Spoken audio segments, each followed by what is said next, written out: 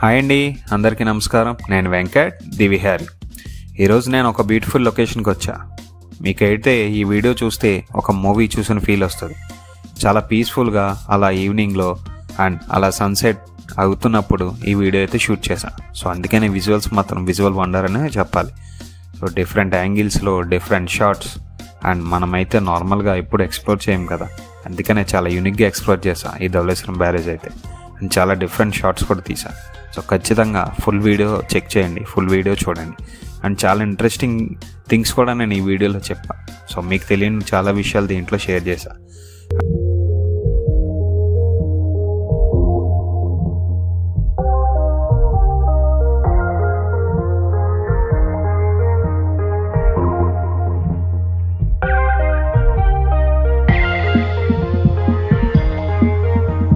And Dhavaleswaram barrage history గురించి చెప్పాలంటే, ఈ బ్యారేజ్ వచ్చి 19th సెంచరీలో సర్ ఆర్థర్ కాటన్ డిజైన్ చేశారు. ఆయనని అపర భగీరథ అని పిలుస్తారు. మెయిన్ కోనసీమలో అయితే ఆయన్ని దేవుళ్ళ లెక్క మొక్కుతారు. ఎందుకంటే ఆయన చాలా కొన్ని లక్షల నీళ్ళని అండ్ చాలా లక్షల ఎకరాలకి నీరు అందించారు. సో ఆ వాటర్ వేస్ట్ అవ్వకుండా ఏం చేద్దామని ఆలోచించి అప్పుడే ఈ ధవళేశ్వరం బ్యారేజ్ అయితే బిల్డ్ చేశారన్నమాట. సో ఈస్ట్ అండ్ వెస్ట్ గోదావరిలో కొన్ని లక్షల ఎకరాలకి ఈ వాటర్ అనేవి వెళ్తున్నాయి అన్నమాట. సో అండ్ ఈ బ్యారేజ్ లెంత్ వచ్చి 3.5 కిలోమీటర్స్ ఉంటుంది. అండ్ మెయిన్ 4 పార్ట్స్ కింద డివైడ్ చేశారు వీటిని.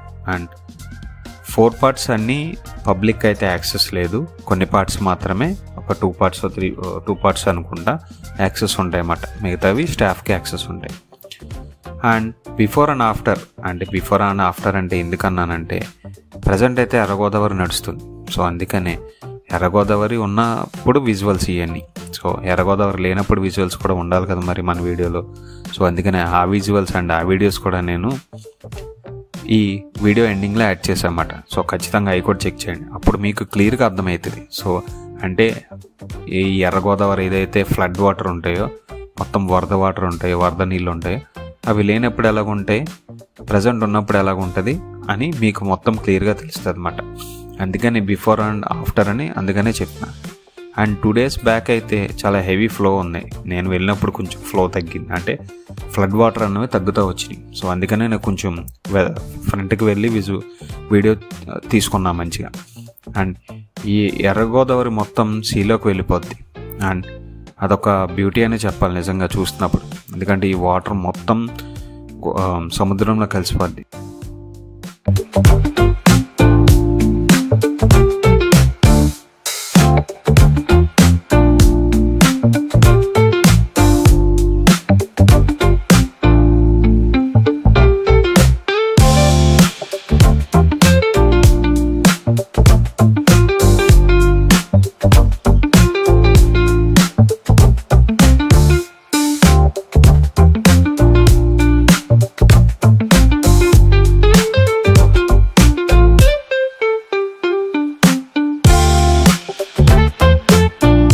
అండ్ ఇంకొక పాయింట్ ఇక్కడ చెప్పాల్సింది ఏంటంటే, ఈ వాటర్ మిగతా ఎక్సెస్ వాటర్ సముద్రంలోకి వెళ్ళిపోతే మనకు వేస్టేజే కదా. సో ఆ వాటర్ కూడా కాపాడుకోవాలి కదా మనం. సో అందుకనే పోలవరం ప్రాజెక్ట్ అన్నది రేజ్ అయిందన్నమాట. సో ఆ పోలవరం ప్రాజెక్ట్ అయితే ఇంకా కొన్ని లక్షల ఎకరాలకి మన వాటర్ అయితే సప్లై చేయవచ్చు అన్నమాట. సో అందుకనే పోలవరం ప్రాజెక్ట్ బిల్డ్ చేస్తున్నారు. సో ప్రజెంట్ అయితే ఆ పోలవరం ప్రాజెక్ట్ కంప్లీట్ అయిందంటే ఇంకొంత వాటర్ మనం స్టాక్ పెట్టుకుని పొలాలకి వీటికి యూస్ చేయొచ్చు అన్నమాట. అండ్ డ్రింకింగ్ వాటర్ కూడా యూస్ చేస్తారు.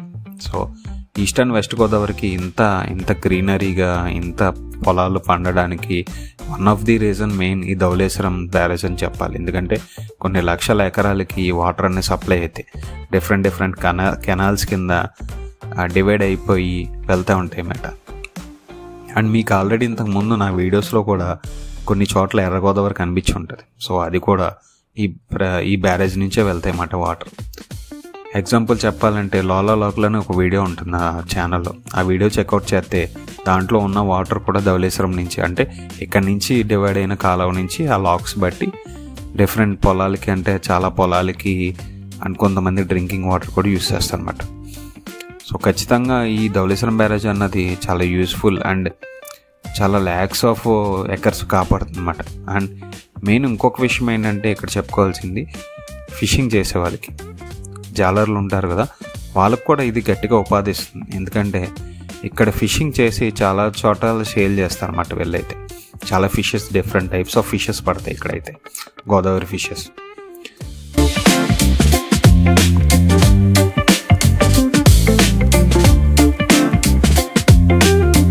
అండ్ మెయిన్ ఇక్కడ ఫిషింగ్ అండ్ లోకల్ లైఫ్ అయితే ఈ బ్యారేజ్కి వచ్చినప్పుడు మనం కొన్ని ఇంట్రెస్టింగ్ థింగ్స్ అయితే తెలుసుకోవాలి. అండ్ నా వీడియోలో చూసినప్పుడు మీకు ఒక చోట ఒక వాటర్ ట్యాంక్ అండ్ 2 బల్బ్స్ ఉన్నాయి కదా, సో అవి చూసినప్పుడు మీకు డౌట్ వచ్చి ఉండాలి, ఏంటిది ఇలాగా డ్రమ్ పెట్టారు అండ్ లైట్స్ ఉన్నాయి, నెట్స్ ఉన్నాయి, ఏం అర్థం కాలేదు కదా మీకు.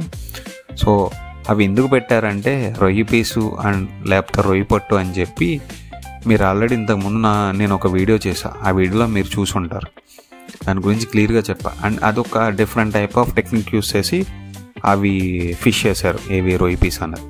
బట్ ఇక్కడ చూస్తే ఒక డిఫరెంట్ టెక్నిక్ మాట, సో ఫిషింగ్ చేయడానికి. అండ్ ఆ లైట్స్ ఎందుకు ఉన్నాయంటే వీళ్ళు నైట్ కూడా వెళ్తారంట అక్కడికి ఫిషింగ్ చేయడానికి, ఆ రొయ్యి పీస్ కానీ రొయ్యి పొట్టు కానీ తీసుకుంటానికి. సో అందు గురించి ఆ లైట్స్ పెట్టుకున్నారు. ఆ డ్రమ్ కూడా అందుకని ఆ నెట్స్ ఉన్నాయి కదా, నెట్స్లో పడతాయంట. సో అక్కడ మోటార్ కూడా పెట్టారు, ఆ వాటర్ ఏదైతే ఉందో డ్రమ్లోకి పంప్ చేసి అక్కడి నుంచి యూస్ చేసి సంథింగ్ ఏదో డిఫరెంట్ టెక్నిక్స్ యూస్ చేసి చేస్తున్నారు వాళ్ళు. సో అది కూడా ఎక్స్ప్లెయిన్ చేశారు. అక్కడ 3 అయితే కూర్చుని మా వీడియోలో కనబడతారు మీకు, వాళ్ళే ఫిషింగ్ చేసేవాళ్ళు. వాళ్ళని డౌట్స్తో మొత్తం బుర్ర తినేసి అనమాట, డిఫరెంట్ డౌట్స్, చాలా డౌట్స్ అన్నీ అడుగుతా వాళ్ళ బుర్రంతా తినేసి అనమాట కొంతసేపు అయితే. సో వాళ్ళు కూడా అలాగే ఏం ఫీల్ అవ్వలేదు, సో మంచిగా చెప్పారన్నమాట నాకు కూడా.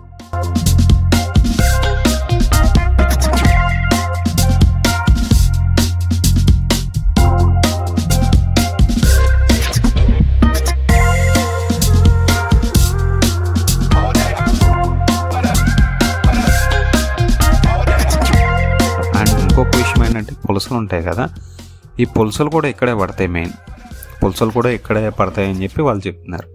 సో మీకు తెలుసు కదా పులస అంటే ఎంత ఫేమస్ మన ఈస్ట్ గోదావరి కానీ వెస్ట్ గోదావరి కానీ, సో చాలా ఫేమస్ కదా. మెయిన్ ఇది పులస టైం, పులస అంటే తెలుసు కదా, పులస హిస్టరీ కూడా నేను ఒక వీడియో చేయడానికి ట్రై చేస్తాను పులస మీద. సో పులసలు కూడా ఇక్కడ పడతాయి అంట.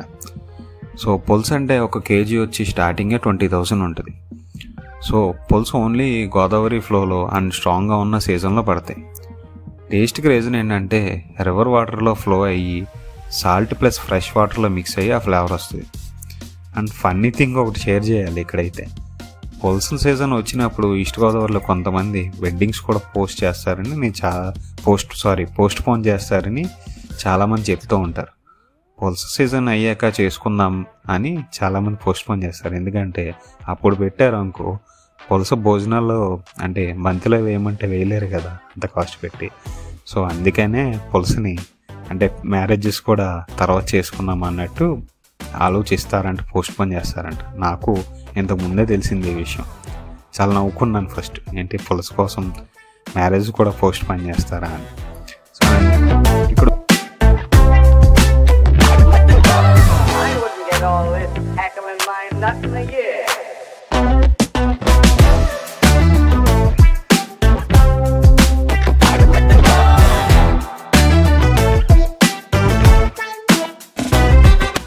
ఇంకో విషయం ఏంటంటే మిడిల్లో ఒక ఆయన డ్యామ్ కిందకి దిగుతున్నాడు కదా, సో కిందకి దిగి కిందకి నుంచి వస్తున్నాడు పైకి, నేను చూసేసరికి వస్తున్నాడు. ఎందుకని ఆయన కూడా అడిగా వెళ్ళి, ఏంటి కిందకి దిగుతున్నారు, ఏంటి ఎందుకు దిగుతున్నారా అని అడిగామాట.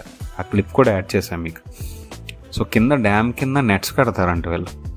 ఆ నెట్స్ కట్టడం వల్ల దాంట్లో ఫిషెస్ పడతాయంట వీళ్ళకి, చాలా డిఫరెంట్ ఫిషెస్, మంచి పెద్ద ఫిషెస్ పడతాయంట. నేను చూసినప్పుడైతే ఒక 2 kgs ఫిష్ అయితే పడింది. ఆయన తీసుకుని వెళ్ళిపోయాడు. ఇంకొక ఆయన వచ్చాడు, అందుకని ఆయన దిగాడు మాట కిందకి. అలాగే అన్ని చోట్ల ఏదైతే పిల్లర్స్ ఉన్నాయో ఆ కింద మొత్తం నెట్స్ కట్టి ఉంటాయంట, మనకు కనబడలేవు, ఆ డ్యామ్ కింద అయితే ఉంటాయన్నమాట.